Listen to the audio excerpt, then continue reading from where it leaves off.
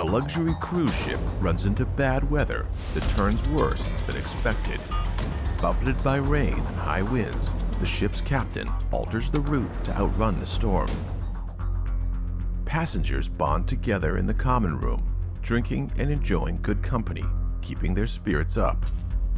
Two former university colleagues meet for the first time in years. The quirky Vincent charms everyone, except his former college friend, the one who knows him best.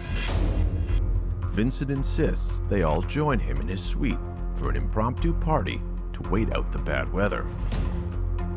It's a cruise for the very wealthy, and Vincent has expensive taste.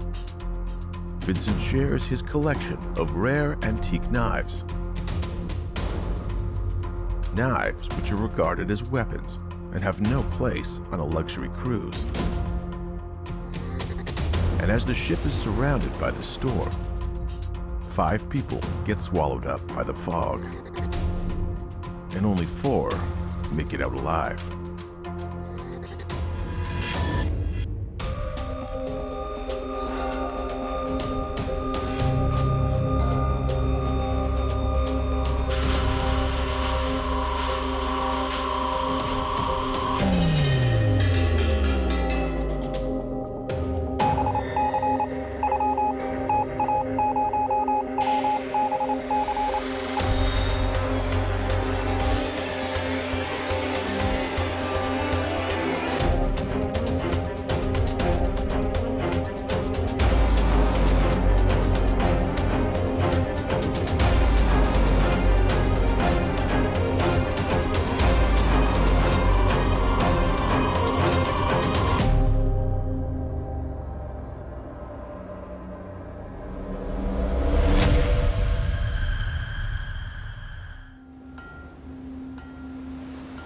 A luxury cruise for the exceptionally rich disembarks for a 3-week adventure.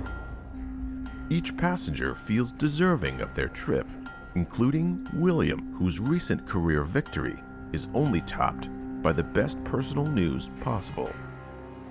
William meets Helena at university. Both California natives, their marriage is highly successful. William is an architect, and together, he and his wife run their own architectural practice. After years of trying naturally, the couple gets pregnant via IVF treatments. They're excited for a new chapter in their lives together. The couple decides to celebrate their many victories with the ultimate in relaxation, a luxury cruise. A child will soon change their lives forever.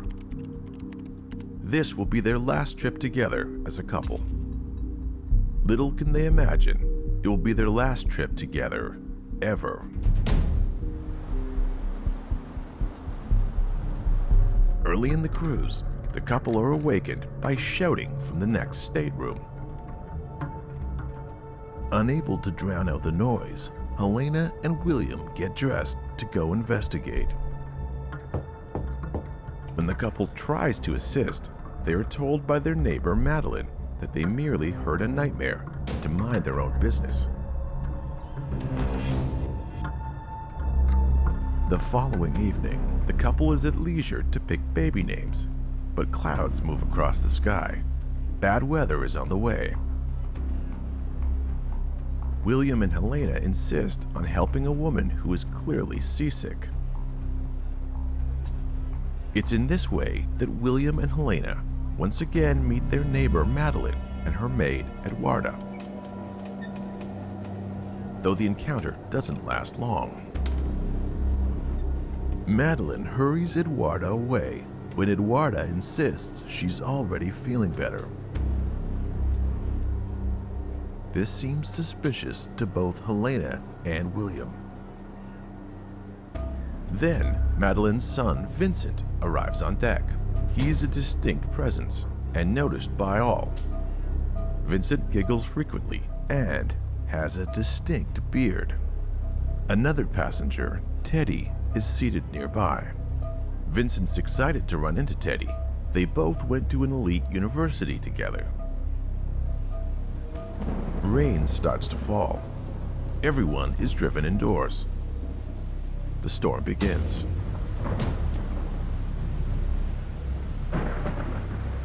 William and Helena are very concerned over the behavior towards this maid. They're starting to wonder if maybe she's being abused, maybe she's being mistreated. She could even be here against her will. In a lot of cases, people are kidnapped and forced to do these jobs. So they want to investigate. They're not going to let this drop. Later, everyone gathers for dinner, which will provide another opportunity for the lives of these people to intersect. William and Helena find themselves seated close to Madeline and her maid Eduarda, whose safety they're still concerned about. When Madeline leaves the table for a moment, Helena decides she should check to make sure everything's okay. But Eduarda is unwilling to voice any complaint, saying she's fine and the situation isn't what it seems to be. Still suspicious, Helena decides to take her word and heads back to her table before Madeline returns. Helena notices Madeline removing Eduarda from the table, and she decides to save her suspicions for later. Meanwhile, a young couple on board the ship draws the attention of the room as they celebrate their engagement. This is the couple from earlier on the deck. Helena and William strike up a conversation with the excited couple. Teddy is a freshman lawyer, and his fiancée, Susie, co-owns a distillery. Teddy has just passed the bar. Helena and William mention what they've observed about Eduarda's situation, and they discover their mutual sympathies. They all decide to dine together that evening. When people travel on cruise ships, they encounter other passengers with different backgrounds from all different walks of life. And sometimes you even encounter people who are employees of other passengers in a domestic servant type of role. And in this particular case, we have a group of passengers who have overheard one of these employees talking, and they have some concerns. So they decide that they're going to pay attention to the way this employee interacts with their employer. Soon after Madeline and Eduarda leave, Madeline's son Vincent again makes an appearance and seats himself at their table. He explains to the group that he's an old friend of Teddy's. Teddy appears to be the only one immune to Vincent's charm. The group seems to be getting along well, despite Teddy's reservations. Then, Madeline and Eduarda return, looking for Vincent. Vincent introduces his mother, Madeline, and her maid. Madeline is not anxious to join the party and quickly leaves. Vincent insists the two couples come to his room. They can wait out the storm together by playing card games. Vincent also announces he needs to show them all something very important. Everyone is intrigued. Teddy is somewhat reluctant, but gets pulled along. Meeting strangers is one of the best things about going on a cruise. You get to meet all these interesting people. That's why lots of people like to go on cruises. But in this case, it sets off a deadly chain of events that couldn't have been foreseen. Vincent was pretty persuasive in his own way. You never really knew what he was about to do, so I think people were kind of afraid of saying no to him, like they were afraid of how he'd react. Vincent suggests a friendly game of low-stakes poker. The ship is now surrounded in thick fog. The new friends are grateful to be cozy inside and in cheerful company. And although Teddy is still uncomfortable about socializing with his old schoolmate, when the champagne arrives, even he mellows. Vincent, Teddy, and I knew each other from school, and we tended to keep our distance from Vincent. His giggling was just too unsettling. I mean, a lot of things about him were pretty unsettling. He was different. I mean, way different than anyone I knew. He had just a strange way about him. He would laugh hysterically, like he was possessed sometimes. There is a knife collection on board the cruise that shouldn't be there. And someone is about to use one of those knives. A long-handled and deadly sharp antique. And for both couples on board the ship, this cruise takes an unsettling and terrifying turn. Out on the deck, the new friends find death is waiting in the fog.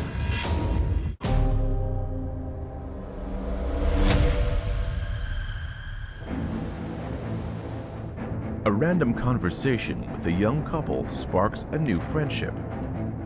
Through Teddy, they meet Madeline's eccentric son, Vincent. A storm drives them all together. But soon, new friendships will sour.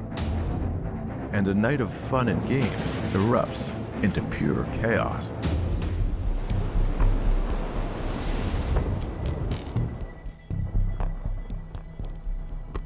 Inside Vincent's stateroom, the two couples, along with the eccentric Vincent, play a few hands of low-stakes poker. It is a harmonious evening. And with the storm keeping everyone inside, Susie tries to get to know Vincent. Susie tells Vincent that she and Teddy are newly engaged.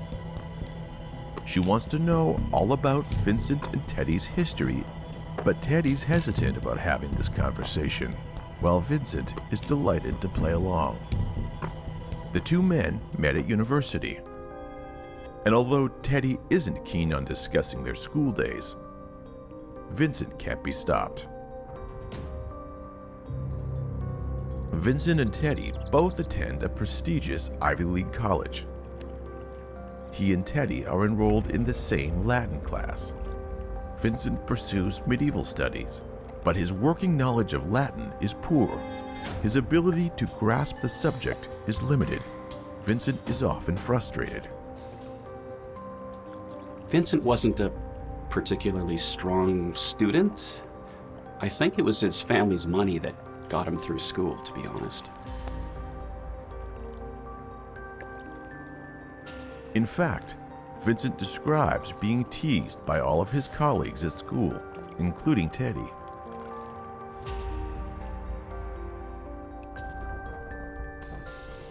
This seems to contradict his excitement over seeing Teddy. Vincent was teased a lot in class because he was a little different. I think even Teddy teased him a little bit. I mean, it was all in good fun, but our whole group of friends, we just couldn't help it. Suddenly, Vincent's mother, Madeline, enters with Eduarda, her maid. Both are surprised to see Vincent has guests in their cabin. Vincent had a really domineering mom. I never really felt I could speak up. It must have been really hard for Vincent growing up. Madeline has come with the latest report. The ship has not yet outrun the storm. She's concerned and unhappy about being rerouted. But the conversation veers drastically off course when Madeline's maid is offered a drink. Madeline's temper flares out of proportion to the act. She becomes aggressive to Eduarda, who reacts by tidying up the room. The rest of the group is shocked by Madeline's reaction to the innocent drink. Teddy expresses concern for Eduarda's situation, but Vincent convincingly speaks on his mother's behalf. Vincent was a very good talker. He was very good at calming everyone down, assuring them that he would take care of it, that he would talk to his mother, that the ill treatment of the maid would be resolved. That mitigated everybody's heated emotions, at least at that point. Vincent announces it's time for his surprise. He wants to show his guests something very interesting and important. Vincent produces a piece of luggage and presents his vintage knife collection that he brought on board. There's a certain level of security that we all would expect when you're going on a cruise. Part of their screening of passengers when they board a cruise ship is to ensure that they're not bringing weapons on board for the safety of both the passengers and the crew.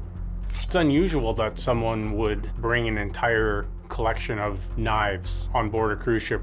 Vincent is an avid collector of knives, especially antique knives, so he has this collection he's quite proud of. The strange thing is, though, how did he manage to get that on board? The way these types of items get onto a ship, it varies. Especially when you're dealing with somebody that maybe has greater means than someone else. It's possible someone was paid off to ignore these items. That would be really the only way that this could get onto the ship. From what I heard, it was quite the collection of knives. His mom could get him whatever he wanted. Decorative, deadly. From a collector's standpoint, it was a great collection. But to be on a cruise ship, from the perspective of a passenger, that's the last thing I want. For a time, Vincent's obsession with knives doesn't seem so strange. Carrying a knife sometimes can make your life easier. It can just be a matter of utility. As much as you can consider a knife as a tool, it's also a weapon. And when you're carrying a weapon around all the time, there's a greater chance that someone's going to use that weapon in a bad way. In this case, something went horribly wrong. When somebody produces a weapon, such as a knife, it can create great concern amongst passengers. If somebody was to see that and not know why it's there, the initial reaction would be fear and to get away from the person that is brandishing this particular weapon. The friends decide to leave Vincent's room, and they hear a strange sound behind them. It's Vincent. He's holding one of his prized antiques, a flashy, long-bladed knife. The charming, quirky companion who was with them all evening is gone. Vincent's face is different, and he doesn't appear to hear their voices anymore. The change is terrifying. In a moment of blind panic, the friends run.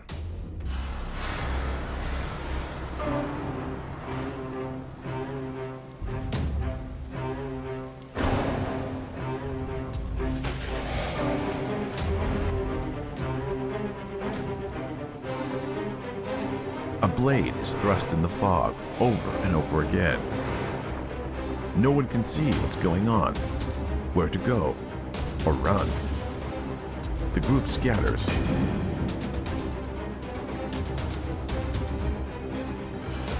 The group is unable to protect themselves from an assailant who is cloaked by the storm. Blood is spilled on the deck.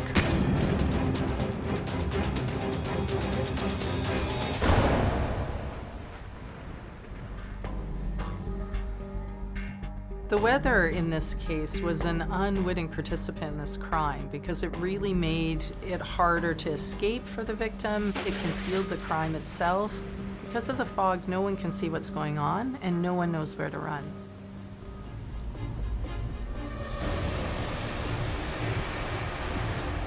Physically unharmed but in emotional distress, Susie is the first person in the group to alert the crew to the chaos unfolding. The captain and first officer carry the bleeding William in from out of the fog. And Susie finds Teddy stumbling into the dining room, helping him to get to his feet.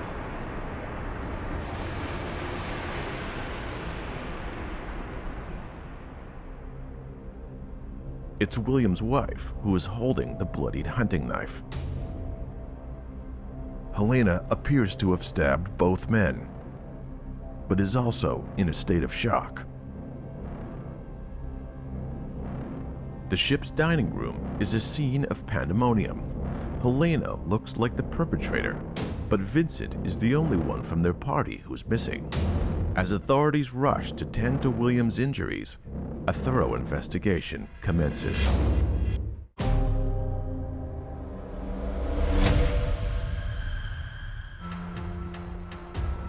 two couples meet randomly on a luxury cruise. Then, a fifth person, Vincent, joins the group. He has a knife obsession, and his mother, Madeline, has a violent temper. After an unsettling introduction to the knives, everyone scatters through the foggy decks and corridors, pursued by Vincent. In the end, blood is spilled, and no one's sure who stabbed William. Helena, the wife of the man in critical condition, looks like the prime suspect. She's holding the bloodied assault weapon. William sustains 2 stab wounds, one in the shoulder and one in the stomach. Being stabbed in the stomach is one of the most painful places you can be stabbed. There's a lot of unprotected organs, a lot of internal bleeding usually, and quite often it takes people a long time to die when they've been stabbed in the stomach.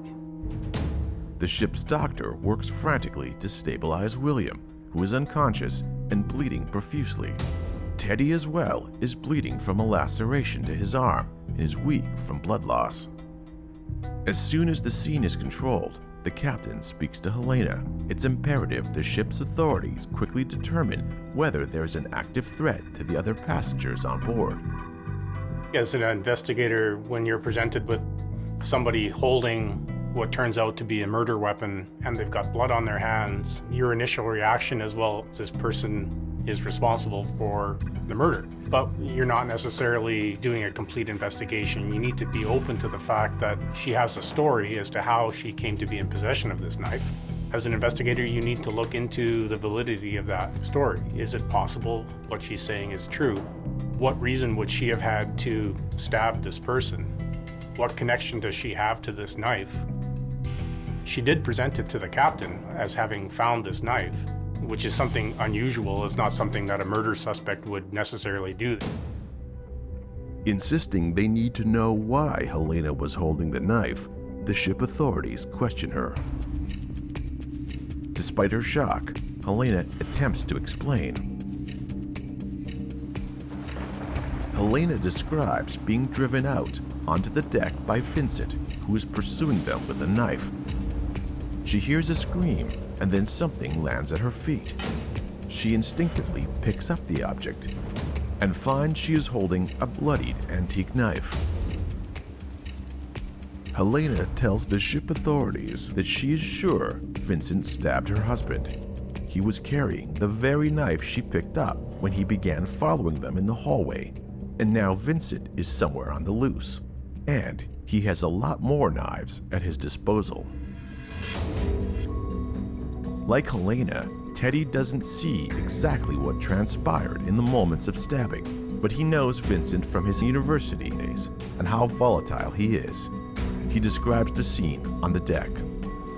When Teddy hears what he thinks to be William cry out, although he can't see him, he moves and reaches out toward the cry, and Teddy is instantly stabbed in the arm. Susie corroborates what the ship authorities have heard from the others. The fog was so thick she didn't see anything on deck, but she has another take on the events. Susie tells the ship authorities they all suspect Madeline of abusing her maid Eduarda. She wonders what Madeline and her son might do to stop a complaint from coming forward. If word was to get out that there was perhaps a passenger on board looking to cause harm to people randomly, that could create a huge amount of panic. It's worthwhile to make sure that you know what you're talking about before you start sounding alarms and making this sort of information public. It's prudent for the captain in this particular case to make some inquiries first before letting people know that they should be aware. And the move pays off. Vincent is found back in his room, admiring his knives and laughing. He's drenched in blood. Vincent calmly complies with their request to put down the knives and accompanies the captain and first officer for questioning. I think the type of person who intentionally causes fear in other people is somebody you need to be concerned about. How far are they willing to go to elicit that response from the people around them? And the fact that he collects these dangerous weapons is concerning. especially when he uses them as weapons. They're not just something to look at for him. They have a purpose. The crew asks Vincent his name. Vincent giggles and refuses to answer. They ask again. Again, Vincent refuses to identify himself. They explain that they'll easily be able to ascertain his identity, and Vincent should give his full cooperation to the investigation. At this point, Vincent tells the crew that he will not cooperate, and that, quote, "My mother and I can do what we like." When Vincent is confronted, this is when his sense of entitlement comes out. Me and my mother can do what we like. This is when you start to see his sense of privilege as a person with money. They put Vincent in restraints and they go to look for Madeline because now they can tell that Madeline was involved somehow. So perhaps William and Helena's suspicions that something was being done to the maid weren't so crazy after all. Madeline is asked to come and identify her son, who has been involved in a stabbing and who refuses to identify himself. Madeline launches into a tirade against the ship's authorities for victimizing her son because of his peculiarities. His giggle and his limp have always made him a target. Madeline is astonished to be asked to provide an alibi for the time of the attack, but she guarantees that her maid Eduarda will prove she could not have been involved in any assault. But Eduarda is silent. Maybe it's not too surprising that the maid is unwilling to give them any information about where to find Madeline. This is a woman that could have been abused. She could be afraid. So just because she won't say anything doesn't necessarily mean she's colluding with them or agrees with what they're doing. It's most likely fear of what the consequences would be. The news comes in. William has succumbed to his wounds. The stabbing has been fatal. Now they're looking for a murderer.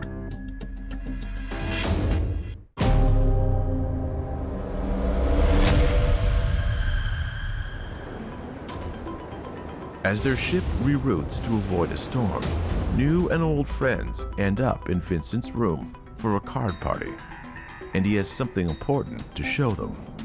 It's very strange that he was able to get this on board.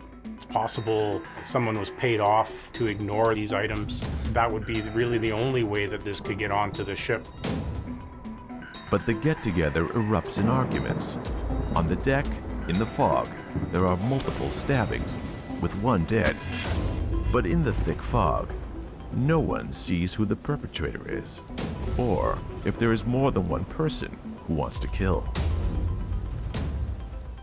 After a pause, Eduarda provides an alibi for her employer, Madeline. But the captain's suspicions are aroused by a welt on Eduarda's face. He's heard the rumors of abuse. Both women are accompanied to a holding room. Madeline must confirm Vincent's her son and will soon have to answer questions of her own. Now that all the suspects have been confined, the ship authorities speak to Teddy, a former university classmate of Vincent's. They want to know if Vincent is capable of perpetrating a knife attack and if his mother could be involved. The first time Teddy had ever met Madeline was on this trip. He knows the most about Vincent. They were in close proximity for 2 years during university.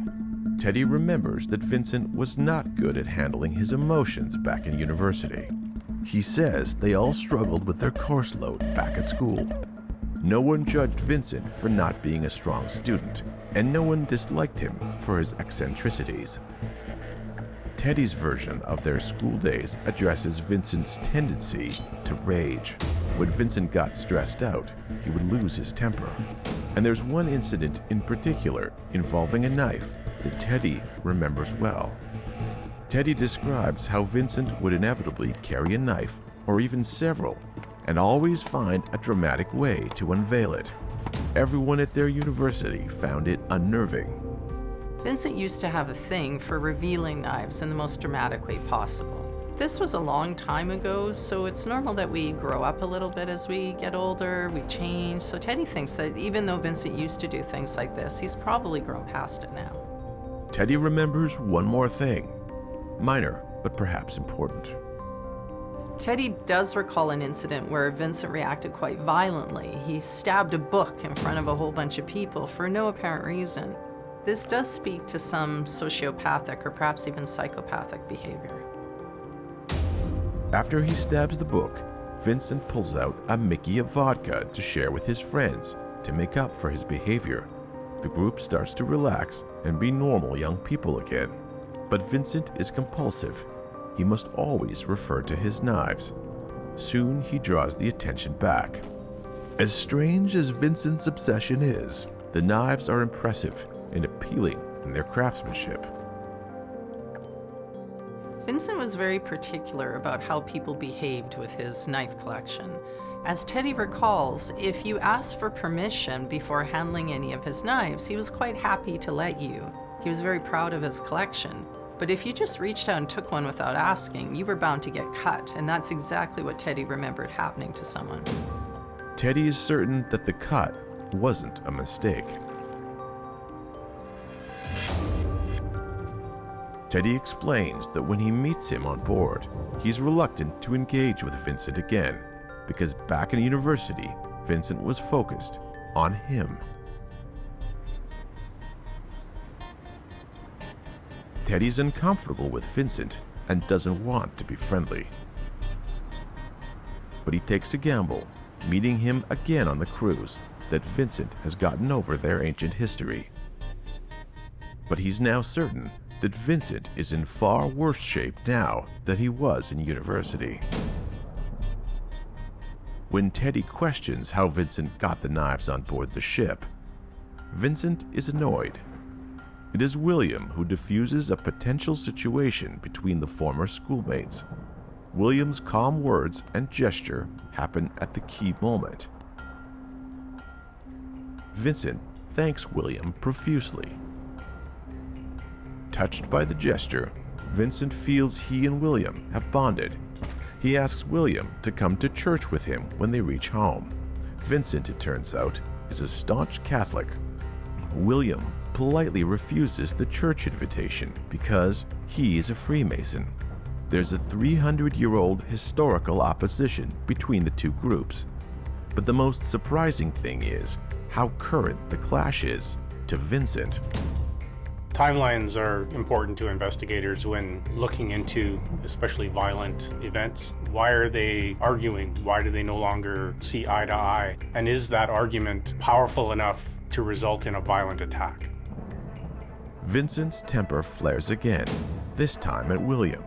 But just then, a crash from the adjoining room distracts from the religious argument. Helena goes to the door, knocks, and opens it. Inside the room, they see Eduarda, the maid, is on the floor, unconscious. Eduarda comes to after a few minutes. A red welt is swelling across her face. On the floor lies an empty bottle that looks like it could have been used as a weapon. Helena confronts Madeline, who is flustered and denies hitting her maid. Eduarda refuses to speak. Helena tells Madeline she's going to lodge a complaint against her for abuse, with or without Eduarda's consent. The party is over. The acquaintances gather their things to leave, but Vincent is unwilling to have the night end so soon. He tries to convince the party to stay and play some more games. Vincent refuses to move and let them out of the room. Finally, Teddy has to raise his voice, insisting Vincent move out of the way. Vincent lashes out. He shouts, "Burn in hell, Freemason." They finally move past Vincent, but soon after are followed by him. But is Vincent alone? Teddy doesn't know. And from what he's seen of Madeline, she's as violent as Vincent is.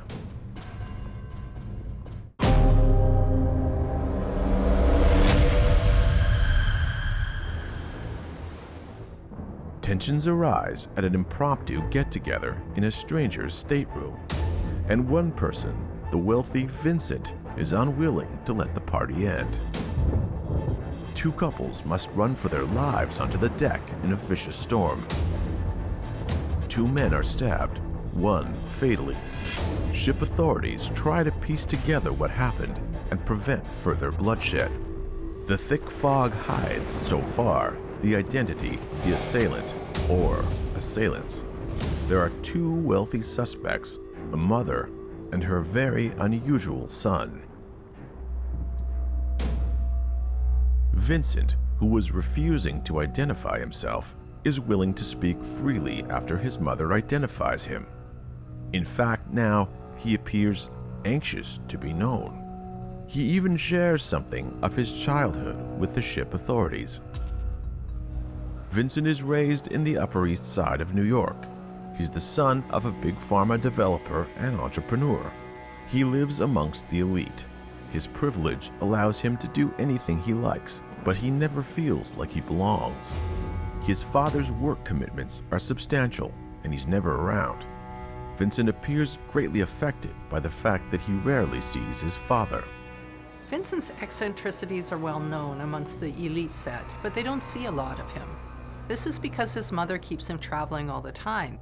They're always going to one beautiful exotic location after another. Does she just want her son to see the world, or is she aware that her son's a ticking time bomb that could go off at any moment, and she's trying to keep him away from people? Vincent is thrilled to see old schoolmate Teddy again and host new friends in his room. Although he did poorly in university and did not graduate, he loved the autonomy of college and the chance it gave him to be his own man away from his mother. Vincent wanted to be friends with Teddy, whose athleticism, intelligence, and good looks were everything Vincent wished for himself. And although rejected by Teddy, he does make a few friends at college, and he values those moments. But Vincent is hopeful that Teddy might now want to become close friends. He feels that Teddy likes him much better now than in university.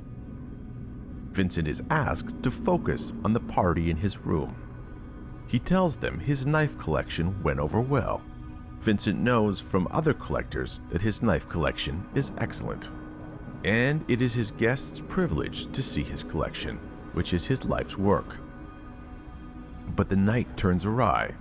His mother is accused of abuse by his guests, which Vincent sees as wrong of them. But the worst part of the night occurs when William is incredibly offensive to him. Ship authorities choose this moment to inform Vincent that William has died from his stab wounds. Vincent's response to the death is chilling. Sensing the moment is right, the crew picks up on Vincent's last comment. William offended him. They ask Vincent to explain. In Vincent's version of the night, it is William's admission of being a Freemason that is the most upsetting element. Freemasonry is an offense to him as a faithful Catholic. Vincent's reactions are very inappropriate to what's going on. His maniacal laughter, it just seems very strange, very chilling actually. But you would think if this was some sort of personality disorder or a mental illness, a family with that much money would have had the means to do something about it to get him the help that he needed. Vincent calls the crew back for one last piece of information. Vincent knows precisely what happened on deck and why William was stabbed. He didn't do it, and he can prove it. Vincent says he would have told them right away if they'd only asked.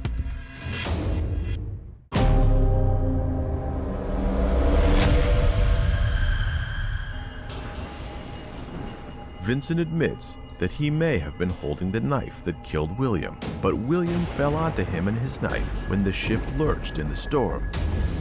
Vincent reminds authorities the ship was lurching all evening from the bad weather. The incident is nothing more than an unfortunate accident and an act of God, not intentional. When the ship docks in New York, Madeline's family lawyer is waiting, along with federal agents. Upon docking, Vincent is immediately arrested.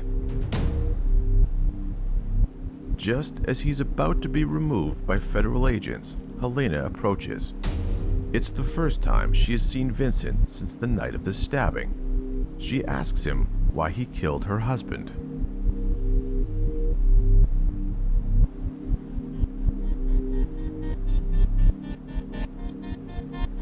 The tale of the wealthy, giggling defendant captures the headlines, and the case goes to court amid a flurry of excitement. It would appear that all the surrounding circumstances with the weather at the time and the movement of the ship, the possibility that William impaled himself on this knife, the jury found that to be reasonable and elevated a certain amount of doubt in whether or not Vincent killed him intentionally. Shockwaves go through the courtroom when the verdict is read. Not guilty. It's the end no one sees coming. Minutes after the trial, Vincent, with his mother and father, pose for photos in front of the law court building. It's a rare appearance of Vincent's father, and Vincent laughs hysterically.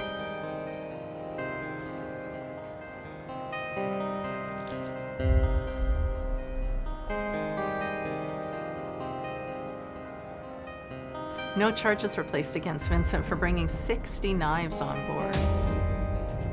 Still, to this day, no one has any idea how he was able to do that, how he was able to smuggle that many weapons on the ship. As Vincent and his family pass, Helena steps in front of him. She says one single word: why? He's pulled away by his lawyer. As he walks away a free man, he says to Helena over his shoulder, William should not have become a Freemason.